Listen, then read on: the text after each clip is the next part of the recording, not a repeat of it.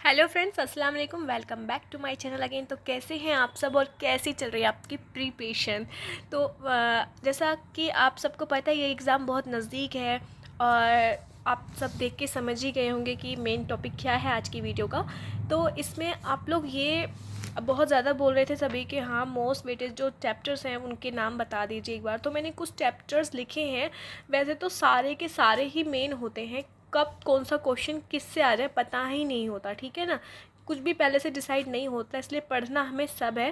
लेकिन कुछ ऐसे हैं जिनका वेटेज बहुत ज़्यादा होता है, क्वेश्चन उनसे बहुत ज़्यादा आते हैं, ठीक है। और वो चैप्टर डिफ़िकल्ट भी होते हैं, जिनका पता है जिसमें से ज़्यादा आना है उस वो बहुत ही ज़्यादा आसान तो नहीं होती वो चीज़, ठीक है ना।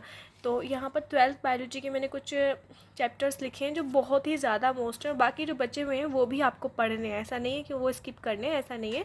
इनमें से ज़्यादा आते हैं, इनको बहुत ही अच्छे से बहुत ध्यान से कई कई बार पढ़ना है, ठीक है।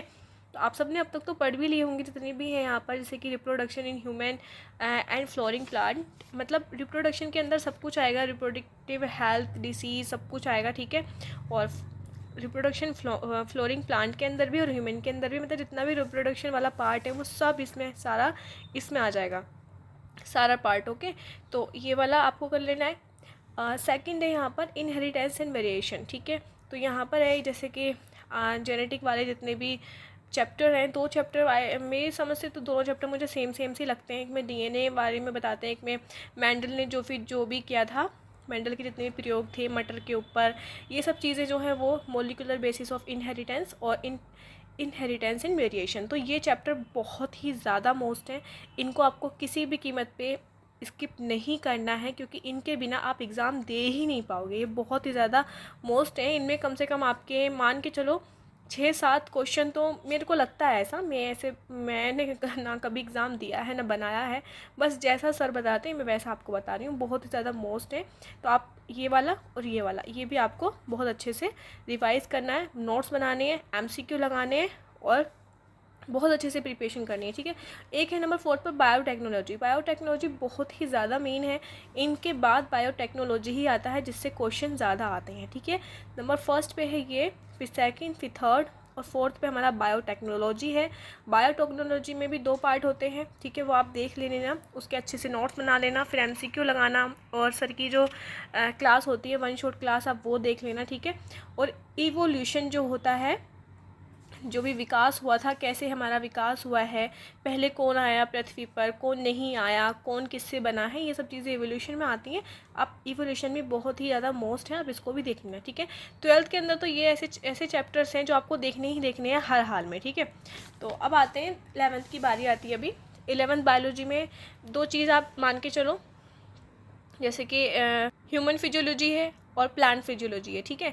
जिसमें प्लांट में हमारा जितना भी इसमें मैंने हाँ जैसे कि प्लांट ग्रोथ एंड डेवलपमेंट है और रेस्पिरेशन प्लांट है, फोटोसिंथेसिस है, ये सारे प्लांट में आ गया फिजियोलॉजी में। और जो हमारे जितना भी ह्यूमन फिजियोलॉजी में क्या क्या आता है, एंडोक्राइन ग्लैंड आ गई, मतलब जितनी भी आपने ग्लैंड्स पढ़ी हैं, सर्कुलेटरी सिस्टम आ गया, स्केलेटल सिस्टम आ गया, ये सब हमारा ह्यूमन फिजियोलॉजी में। ह्यूमन वाला फिजियोलॉजी जो है वो सारा पढ़ना है आपको, कुछ भी स्किप नहीं करना, जितने भी उसमें चैप्टर दिए गए हैं आप बुक में देख लेना, ठीक है। सारा उसमें दे रहा, एक बार आप गूगल पे भी सर्च कर सकते हैं, ठीक है। कोई भी परेशानी हो तो सबसे पहले आप गूगल खोला करें, ठीक है, उससे बेहतर कुछ हो नहीं सकता। मैं ज़्यादातर अपनी नोट्स कंप्लीट उसी से करती हूँ जब कहीं मिस्टेक होती है तो, ठीक है। तो यहाँ पर आपको सेल वाला पार्ट भी देखना है। सबसे पहले आपको फोटोसिंथेसिस इन हायर प्लांट जो वाला जो चैप्टर है, ये सबसे मोस्ट वेटेज है, ये आपको देखना ही देखना है, ठीक है। सबसे पहले आपको इसको क्लियर करना है, एक बार नहीं 10 बार पढ़ना है, एक एक चीज़ लाइन वाइज लाइन आपको ये याद रखनी है, क्योंकि इससे ज़्यादा मोस्ट चैप्टर नहीं है 11th क्लास में, ठीक है। फिर है रेस्पिरेशन इन प्लांट, ठीक है, ये भी बहुत मेन चैप्टर है, इससे बहुत क्वेश्चन आते हैं। और सेल साइकिल है, सेल साइकिल आपको देखनी है, कोशिका विभाजन कैसे होता है या फिर हमारी क्या क्या कोशिका होती हैं, सेल वाले 2 पार्ट होते हैं, मतलब आप देख लेना एक बार, ठीक है। एंडोक्राइन ग्लैंड है, इससे भी बहुत ज़्यादा क्वेश्चन आते हैं, मतलब ये जितने भी आपने चैप्टर देख रहे हैं ना आप, इससे सारे से बहुत ज़्यादा क्वेश्चन आते हैं। लेकिन मोस्ट हमारा फोटोसिंथेसिस है। मोस्ट का मतलब ये नहीं है कि आप सिर्फ इसी को पढ़ो बाकी छोड़ दो, मैं ये इसका मतलब ये है कि इसको ज़्यादा पढ़ना है, अच्छे से पढ़ना, ताकि कोई भी क्वेश्चन पीछे ना रहे, ओके। तो यहाँ पर प्लांट ग्रोथ एंड डेवलपमेंट है, स्केलेटल सिस्टम है, ये तो बहुत ही ईजी चैप्टर है, आप एक बार देख लेना। और बाकी इनके अलावा भी जितने चैप्टर बचे हुए हैं ना, आपको वो भी देखना है। ऐसा नहीं है कि इनके अलावा जो चैप्टर आप उनको देखें ही ना, क्योंकि उनसे भी 1 2 2 3 4 मतलब आ सकते हैं MCQ, ठीक है। फ्यूचर का पता नहीं होता कि किस चैप्टर से आ जाए, उनको एग्जामिनर को क्या अच्छा लग जाए, ठीक है। तो ये थी हमारी आज की वीडियो। अगर हमारी वीडियो पसंद आई हो तो लाइक करना बिल्कुल मत भूलिएगा, ठीक है। Thank you so much, bye.